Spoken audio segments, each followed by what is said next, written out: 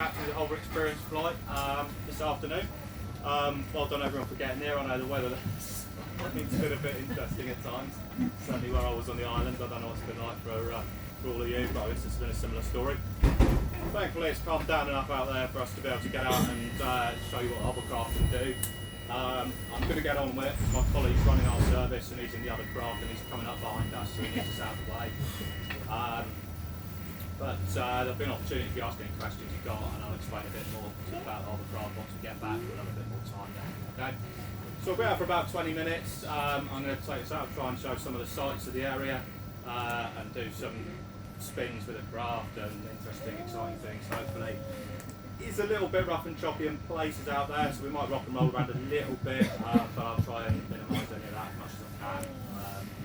And then we'll come back in here and have a chance to see any questions you've got. So that sounds like that for everyone. Happy with that? Right, I'll try and do a bit of commentary as we go, but I need my hands to drive the craft, so at least I'm talking to you, that's why I'll get back to you. There we go, so please enjoy.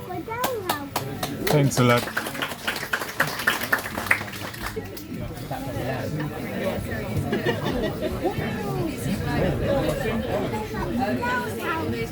That's not upside down.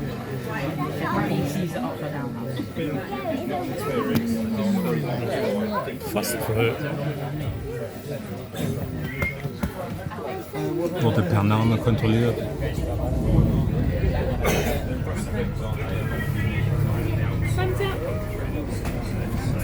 Schürze ist oben.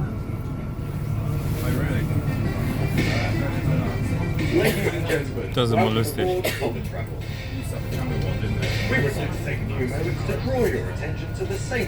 Alle sind beschäftigt, während sie gucken wollen oder fotografieren wollen. Aber die Security kommt. Life jackets are shown on the safety notice in 3 steps. Place the life jacket over your head. Pass the belt around your waist and fasten the buckle. Hold the buckle, pull the belt as tight as possible. In the unlikely event of an emergency, the captain will raise the alarm over the public address system. You will be instructed to don a life jacket and remain in the muster station of the craft. The crew will assess and activate the required emergency systems. The crew will then provide further instructions. Should it be necessary to evacuate the hovercraft, you will be directed to an emergency exit and into an inflatable life raft. You are advised to take warm clothing and any medication you may need. Keep bags and bulky items behind. A member of the crew will assist those who require it. Thank you for listening to this safety message. If you have any questions, please ask the people of the crew. We wish you a pleasant journey and remind all passengers to remain safe.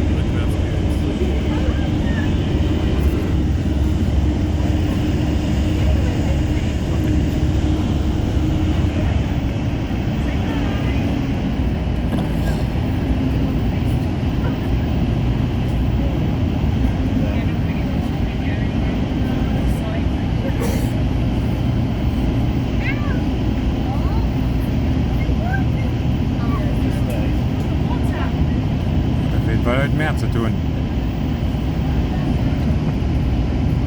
Das Schiff ruhig zu halten. Oder ruhig zu fliegen.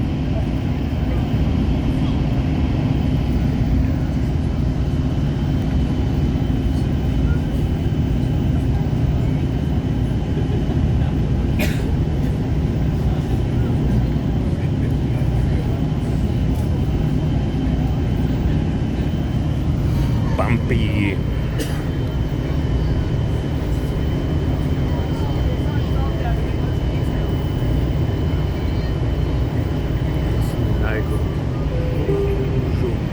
Well, good afternoon again everyone, it's the captain. We're on the way out of South Sea now. As you can see, slow speed to begin with. Tide is very, very high at the moment, which means we can't get a good run off the beach and leave at high speed as we like to do on lower states of tide.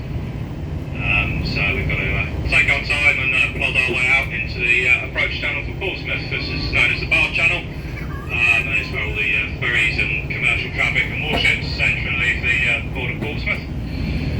We're heading out towards the first sort of real landmark in the Solent area, which is the Spitbank Fort. This is the closest of the forts to South Sea. There's 4 forts in this area altogether, the other one's being No Man's Land, St Helens Fort.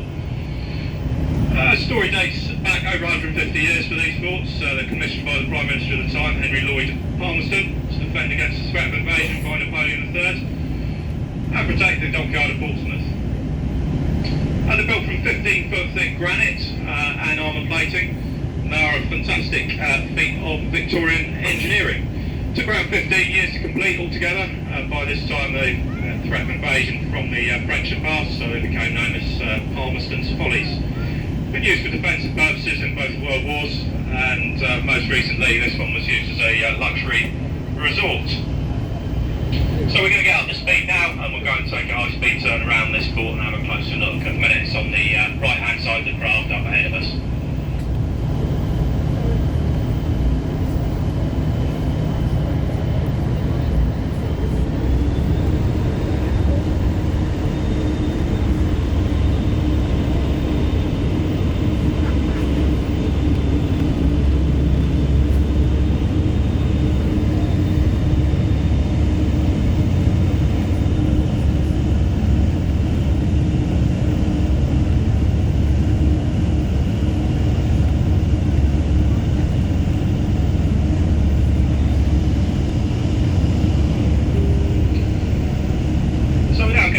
Hovercraft up to speed, just accelerating away nicely now. Top speed of this craft is about 45 knots altogether.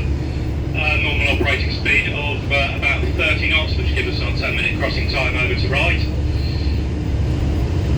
Hover height is about 1.5 metres above the water. That's directly underneath the craft, directly under where you're sat, about a metre and a half above the water. The black rubber skirt you can see around the outside just contains the cushion of air that we float along on. And that cushion is directly underneath us, so it's about a metre and a half above the water now. As I said, coming up to the first fort, so I'm going to concentrate on doing my turn now, and you'll be able to see it on the right-hand side of the craft, the starboard side of the craft.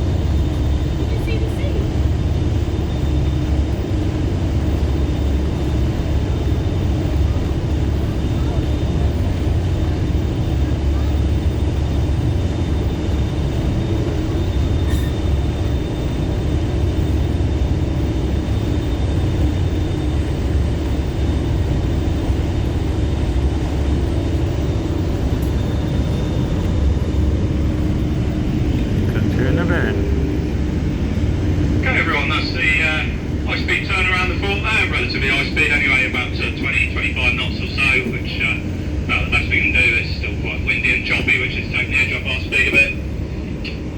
We're going to head over into some calmer waters now, and we'll test the theory that hovercraft can float like a boat as well. It usually does manage it, so we'll do a quick spin around and then set her down in the water and prove that indeed, underneath all the skirt is a boat, and she float quite happily on the water as well.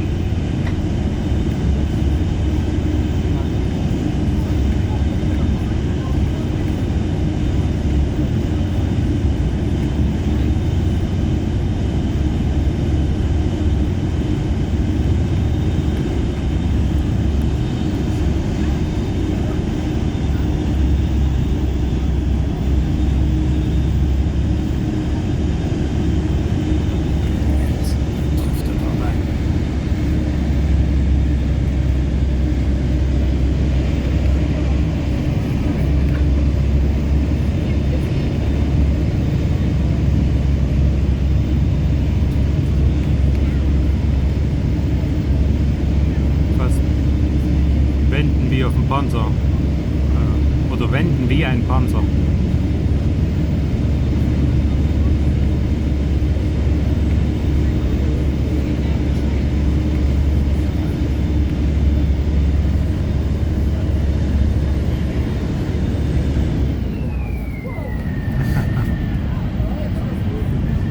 Jetzt der Schwimmtest.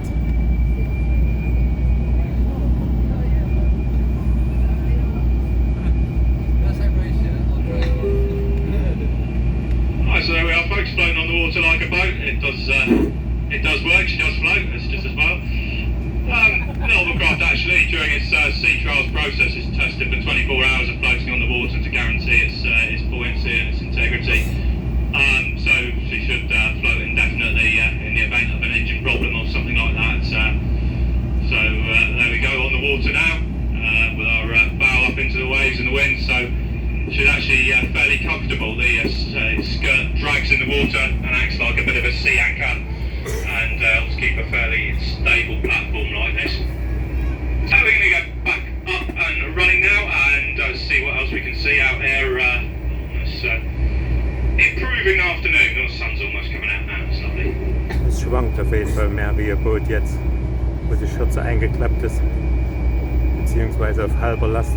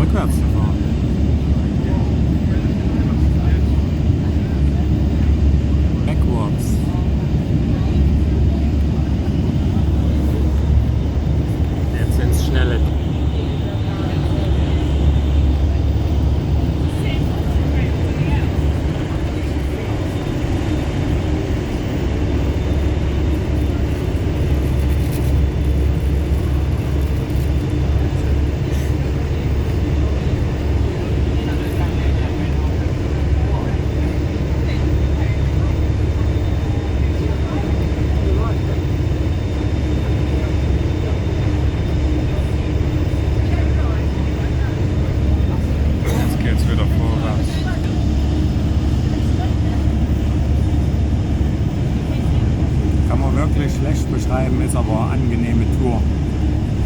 Er gibt sein Bestes.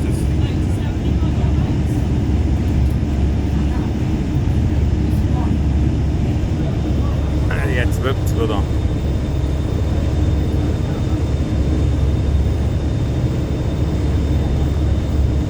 A little bit bumpy.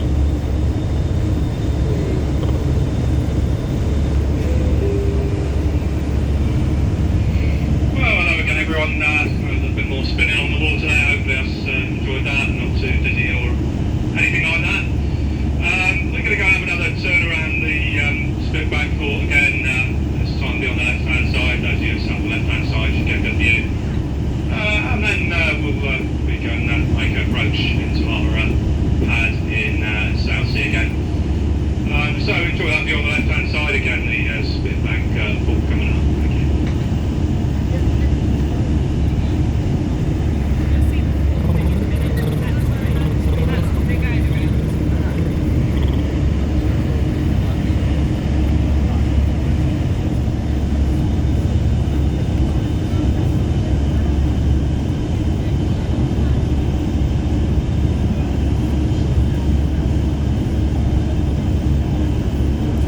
Spricht ein bisschen schnell, ich hoffe, er fährt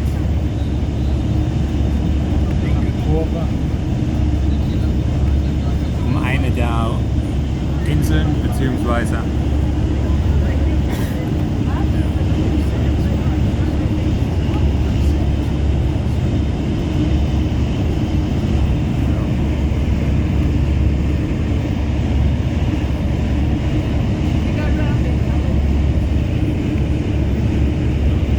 solent Fort kommen.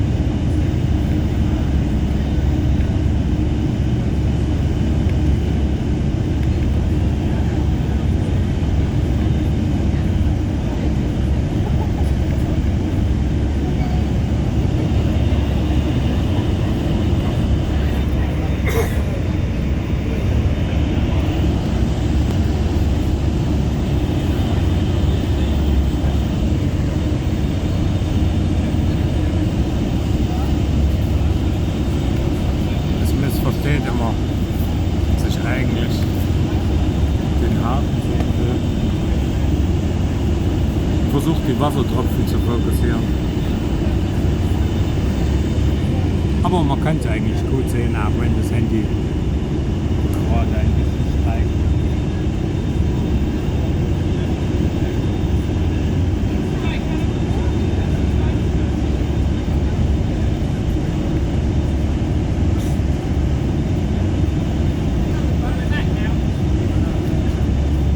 So, wir gehen wieder auf South Sea.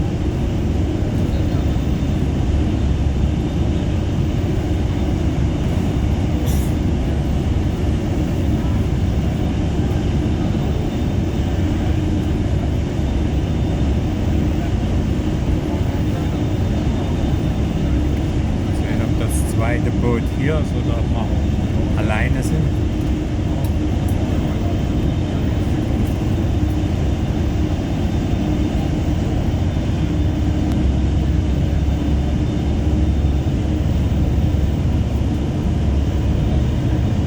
Hier ist, glaube ich, noch Platz für einen. Der Anker.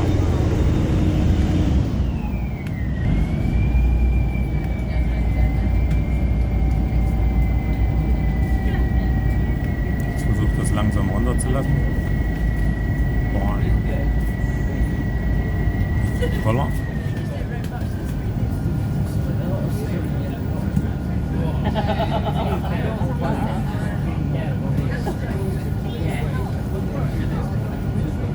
Das war halt.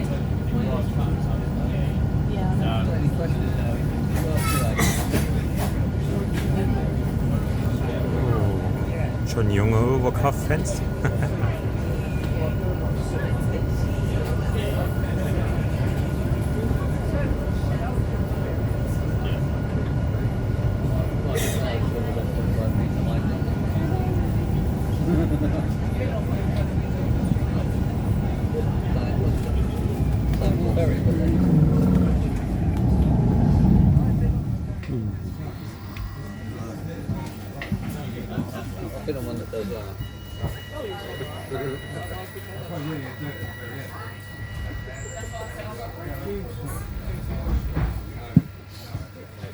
Ein schöner Ritt.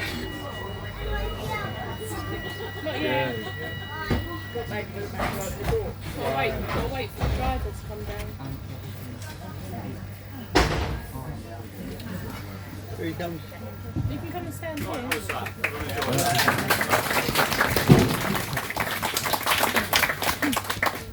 So now we've got a bit more time, I'd like to tell you a bit more about the hovercraft. We haven't got another craft here for 45 minutes, so we've got a little bit of time to play with. These hovercraft, we've had them since 2016, the two 12,000 TD hovercraft, Eine von Hovertravel, this one, solentflyern, which is our other one on the route.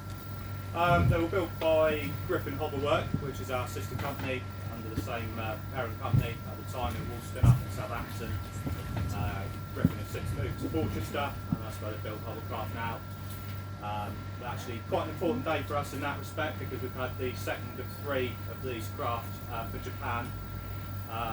So Buyer and Oita in Japan has today been put on a ship to be taken out there.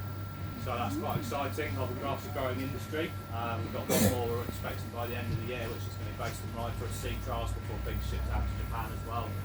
We've been providing a certain amount of support to help them set up their new route out there, which has been an interesting one for everybody. Probably a couple of the most common questions that people want to know then how hovercraft actually works. I'm sure some of you probably know quite a bit about hovercrafts.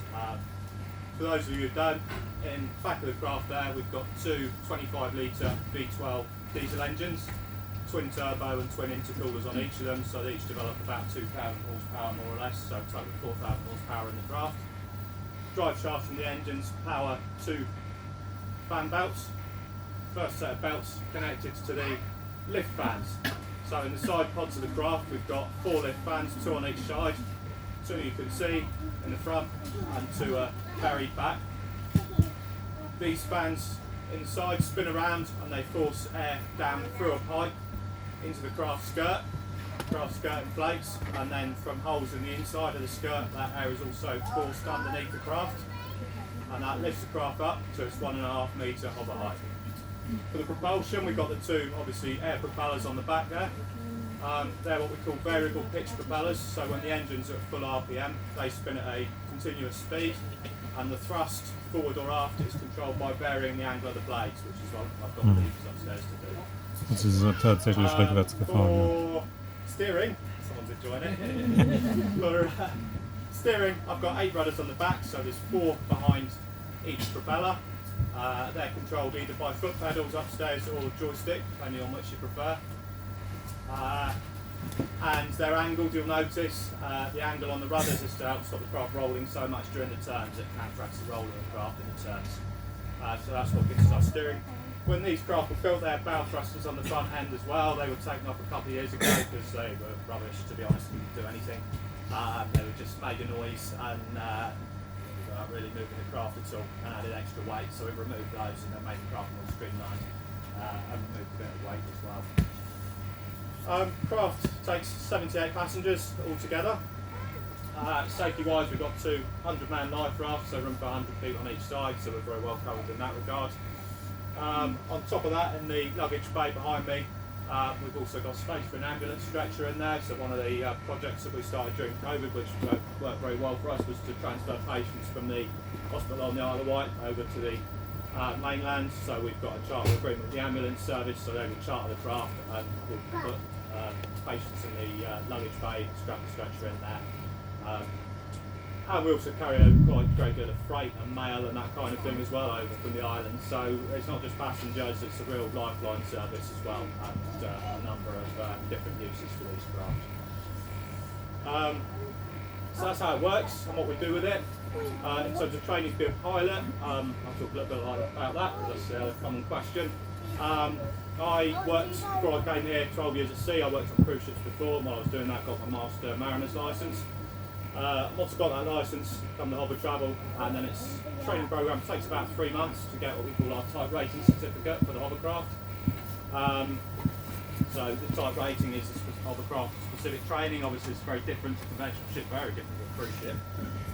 So it does take a bit of practice and a bit of getting used to. We do 25 hours off the route, doing the basic skills and handling course with an instructor. And then after that, 100 hours supervised on the route, going back and forth. And once you've done your 100 hours, you do your exam. And then once you pass your exam, you then out by yourself. Initially with some weather limits, so we don't throw you straight out into a howling gale of wind. Initially we say 20 knots of wind limit, and then over time it's up to the maximum for the craft. Maximum wind limit of the craft is 30 knots, with gusts up to 40. We've got sea limit of 1.5 metres of swell, with maximum wave of 2.4 metres, 1.5 average, maximum of 2.4, which is quite a bit, it's quite unusual for that, but we manage it just about. And these are given to us by the MCA, the Coast Guard. And that's it, that's all I've got to say really. I appreciate it's quite warm and stuffy. If anybody's getting a bit too hot, then please feel free to escape and run. And if anyone's got any questions, then please fire away. Yes. Yeah, so they Hovercraft loading on the cargo ship, the Japanese one, so they crane it on. No, it's just it's put on as it is. The craft's got lifting points on it, strong points on it, which are designed for lifting it, and they'll just shackle the strops onto there, and then they'll crane it onto the deck of the cargo ship.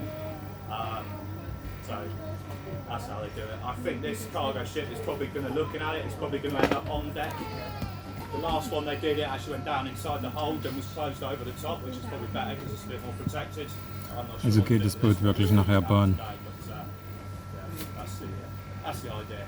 But, our chief test pilot from Griffon, the builder's taking care of that, so wishing good luck with it. Let's see how it gets on. Yes, sir. How much fuel do you use to go over? How much fuel do we use to go over? It's about 50 litres each way, more or less. Yeah. 50 litres. These craft are much more fuel efficient than the previous generation of craft. The previous generation of craft, the AP188s that we had here, they have 4 engines, so they had separate engines for the lift and for the thrust. Whereas these have cut it down to 2 engines, so they're much better. But obviously, as everybody is looking to the future for the next source of fuel, you're looking at a few different options, if it be battery powered or hydrogen powered or whatever. So that's something we've got in the next few years to focus on. Yes, sir. Do you think you'll ever get routes back to France again? Routes back to France? I don't think so, no. Personally, I think that's probably had its day. Those craft to go over there are obviously very large and very thirsty in terms of fuel, which is probably what killed them off in 2000, I think, when they finished that route. I don't think we'll ever see something of that size again. With the competition in the ferries and the Channel Tunnel, I think that's probably had its day. But we're optimistic that a new route in Japan, that may lead to further business and further routes opening up if that's successful, because we've got a bit more interest in Japan as well. So who knows? I think it's a positive future at the moment. How many routes are there globally around the world? Yeah, we do. Yes, yeah, we still have the Royal Mail. You always used to have the Royal Mail sign on the hovercraft. Still there. Oh, it's still there. It's at the back. Yes, yeah, we got the Royal Mail sign. Yeah, we do the Royal Mail still on these days. Yeah. Not in such great quantities as we used to. It's come back a bit now, but. How many routes are there globally? Is it just here and Japan, or what's the? It's just here at the moment. We're the only year-round commercial service in the world. Yeah. Followed by Japan, as I said. There are a lot of military and Coast Guard uses for the hovercrafts around the world as well. So while there's not much passenger routes at the moment, it's extensively by the military and by the Coast Guard for search and rescue purposes. The RNLI operate 4 small hovercrafts for search and rescue around the UK in areas with large expanses of sand at night. They're ideal where conventional vessels struggle to get to. So yeah, only commercial route, but plenty of other uses. Yes, sir. They're after all UK built, or are they built? Yeah, so there are some other manufacturers around the world, yeah, besides us. The US military use them and they build their own. So we're not the only ones building them. We're the only manufacturer of commercial passenger hovercrafts like this. Yeah, that's a good idea, thank you, right? Yeah, a little bit fresh air in there. Yeah, air conditioning's not a craft strong point at the moment. Yes. Right. Anyone else? Is there still one of the old ones in the river? Is it Africa Way? Have you seen that? One disappeared down there, didn't it? Yeah, so they've had them in Sierra Leone in the past. They've operated the route out there, that's closed at the moment. They've got some of them in Papua New Guinea. The craft we used to have here, the 8188, which is some videos on YouTube recently of that, which might be what you've seen. The 188 craft we used to have here are now in Papua New Guinea and have been repurposed for, last I heard, they were doing telecommunications work, so they were putting up mobile phone masts and that kind of thing in remote parts of the jungles there, up the river, but we haven't heard too much from them recently, so I'm not sure.